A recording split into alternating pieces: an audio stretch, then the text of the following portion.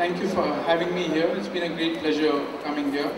I'm just basically trying to share an idea what started off as something in 1995 and where we've reached so many years later. In 1995, we saw what you call the dancing bears, which is hopefully not going to continue any further.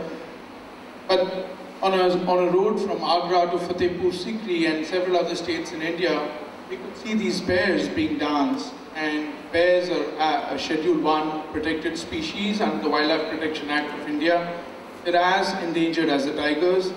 The punishment for a possession of a bear would be the same as if someone was found poaching a tiger. But this went on and on. It's a 400-year-old practice, so we started doing a small investigation and we said, why the hell is this happening in 1995, so 20 years after the Wildlife Protection Act has been enforced? And we started doing a 2-year research on this. We just got obsessed with this, trying to see if we can bring an end to this and change history. And what we found was quite horrifying. All the bears that were being danced, and you know, to most of us, it was a poor man, a Madari, taking a bear and walking around on the street. Every single one of those bears was actually poached from the wild. The mother was killed quite brutally. The bear cubs were removed. 50% of the bear cubs suffered mortality, so we're talking about only 50% of the remaining which survived, which are actually on the street. On top of that, there was huge trade. The teeth were knocked out with a metal rod.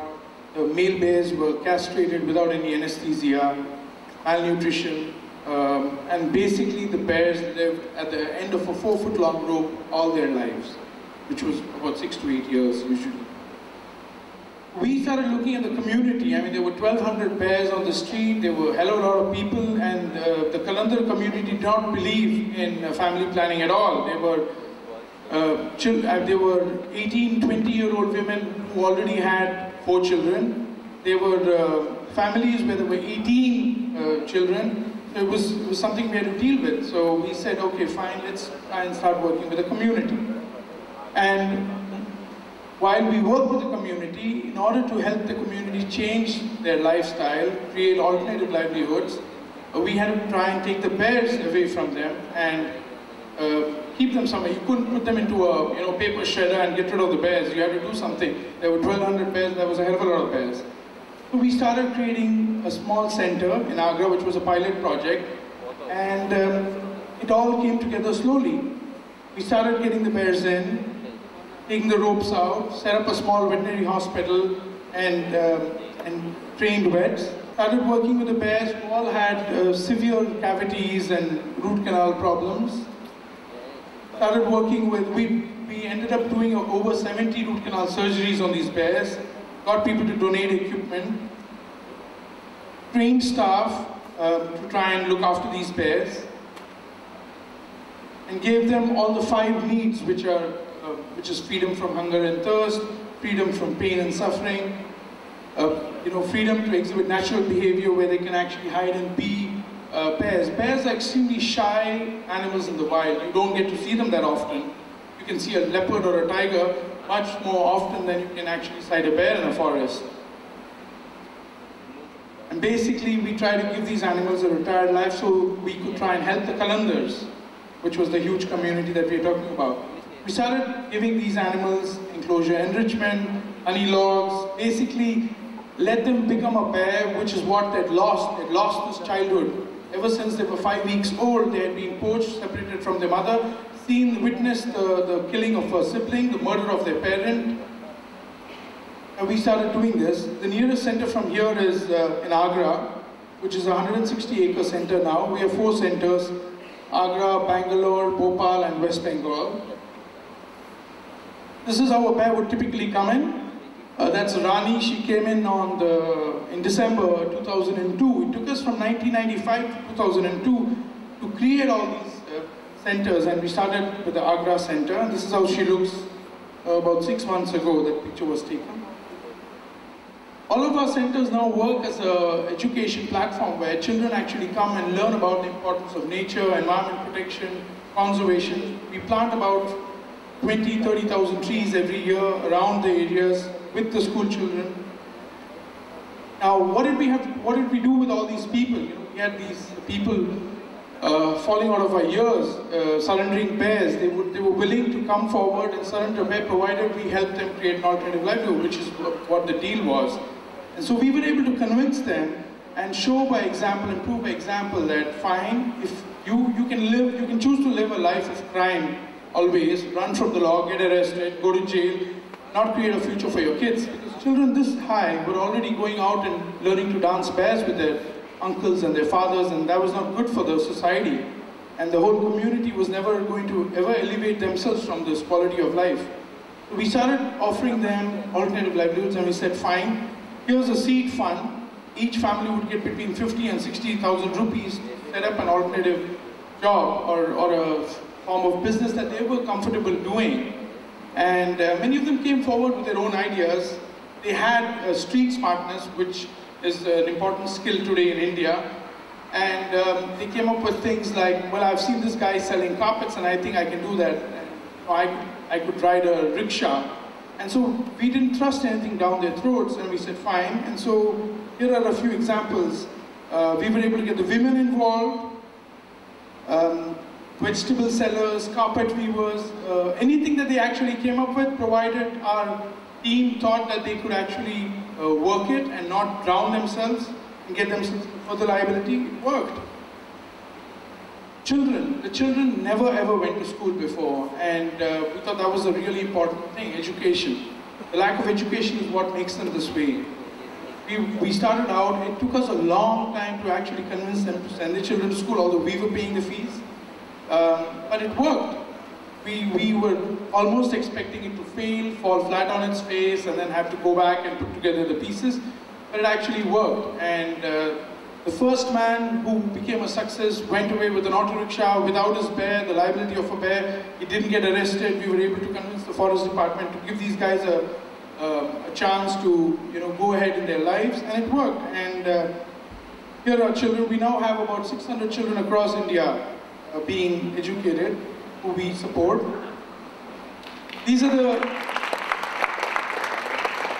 Kalandars, and all of these people have only known one thing, which is to buy a sloth bear cub from a trader or a tribal or an Adivasi, bring it back, beat the shit out of it, train it into a performing animal, and then use it to beg on the streets, which is not how it started. It started off as a Mughal emperor entertainment thing. And we were able to ensure brighter futures for the family and for the bears.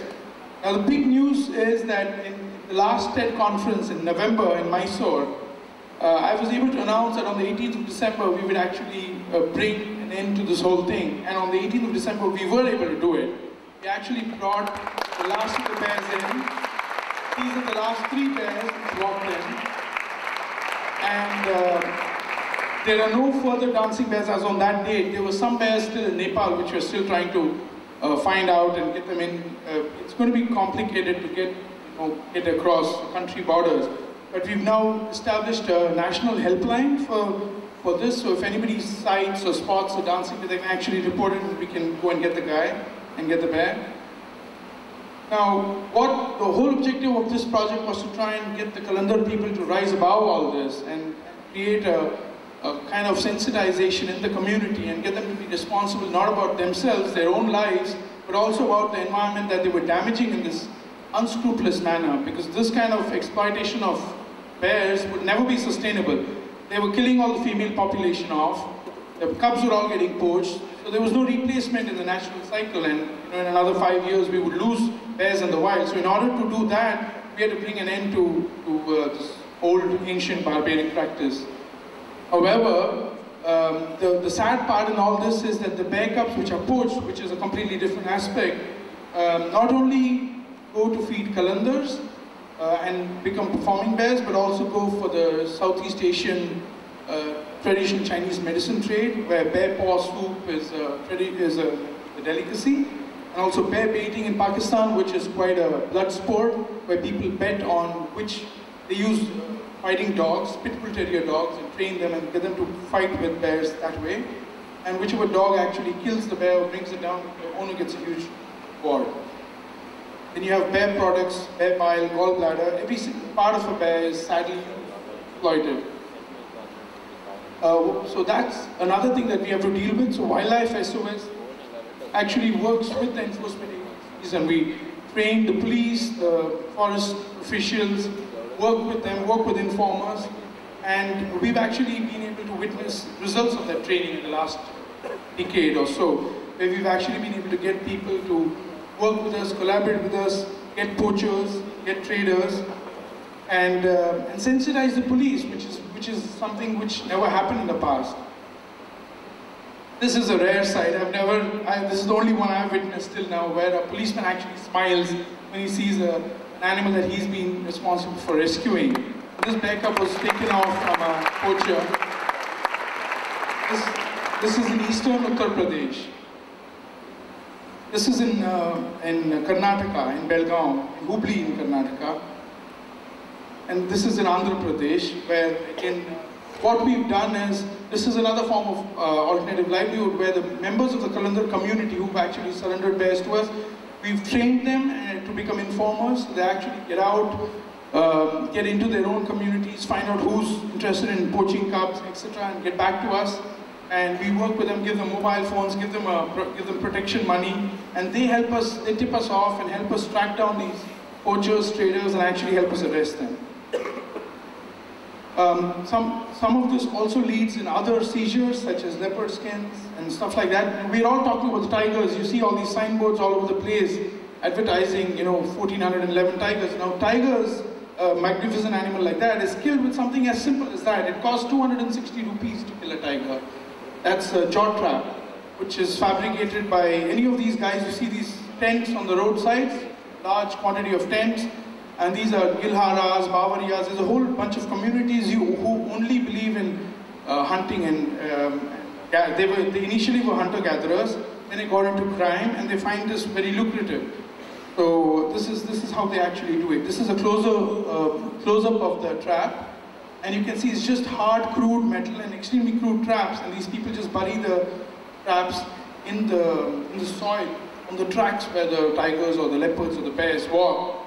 And they are so accurate, they have fantastic skills. Their tracking skills are incredible. They can actually see a track of about 400 meters, and they know that the tiger or a leopard, if it walked in different paces, depending on how it was, whether it was hungry, thirsty, was in different moods or whatever, would take different kinds of paces.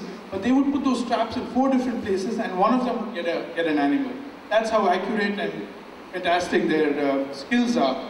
So this is something that we've got to harness and use. So we started working with some of these communities, the more anti-poaching results, working with the communities. So this is another huge thing which you should all know about, and trying to throw in some education along with my presentation. These are monitor lizards, which are completely harmless. They're not venomous, they're not poisonous, but people call them all kinds of weird names. They call it gohera, and they call it vish kapri, and all these things, and which means like that it's a very venomous or a dangerous animal. But these animals perform an important role of scavenging, they're nature's scavengers, and we just indiscriminately kill them when we see them because we just don't know about them. And these animals are just reptiles, but they're killed, they're boiled alive because the base of the tail has some fat, and that fat is melted down and sold as an aphrodisiac, which is really not necessary at all. And it doesn't even work. Not that I tried it. But WildlifeSOS is in the process of trying to raise capital and set up a responsible volunteer project where people, I've had a few inquiries even in TEDxPilani, where people want to come and volunteer with us and intern with us and work with us. And that's something we want to really do on a proper scale, so people get an opportunity to work in the field and learn what it means to be a responsible human being. Because at the end of the day, if you don't leave something behind, if you just become consumers, and I think we're all leading an extremely selfish life. So going on to using communities and harnessing their skills, we also, WildlifeSOS runs 2 projects, one in Delhi, which is the National Capital Region Helpline. So anybody in Delhi, Gurgaon, Noida, and the suburbs around Delhi has a snake in their yard or their basement or anywhere, they actually can call our helpline. And we are able to send someone in 20 minutes, 30 minutes to go catch that animal, sensitize them, and then release it back in the wild or in a nearby natural habitat. So the Delhi International Airport Wildlife Control Project is an offshoot of that, and it's 6,000 acres of farmland or wonderful habitat is what the airport is in Delhi. So we've got everything from porcupines to antelope to cobras, snakes, monitor lizards, civet cats inside the airport. And I know none of us see it, and we don't usually see it because we have a team working there of 14 people. And we've actually used this community, the hunter-gatherer community. We harnessed them, we took them on, we hired them, untrained their bludgeoning skills, where they would catch an animal, clobber it to death, untrained them, and then trained them in how to responsibly handle animals in a nice way. Now we have a team doing that. They earn money, they're responsible, they love the animals, and here's them doing stuff inside the airport, catching cobras. He's actually going into the false ceiling inside the terminal building to remove a civet cat. These are monitor lizards, you can see the planes behind them. These are all people from the community which used to hunt, plunder and bludgeon these animals. This is another component of the airport. You can see the airport is just behind that wall. And it's just that one wall which is keeping all these antelope. This is nilgai, which is commonly known as the blue bull. And they actually can go in, and there's a huge, the damage to an aircraft with just one collision is about 2 crores. Here's a video, I hope it's working, of nilgai, an adult blue bull, which was captured, they're extremely hard to capture, they're very hardy animals. And they've actually now moved it. We've transported it to the Asola Wildlife Sanctuary. It's about to be released. And all of them, the entire team is run by the tribals. We just work with them, we employ them, we train them, and we coordinate everything.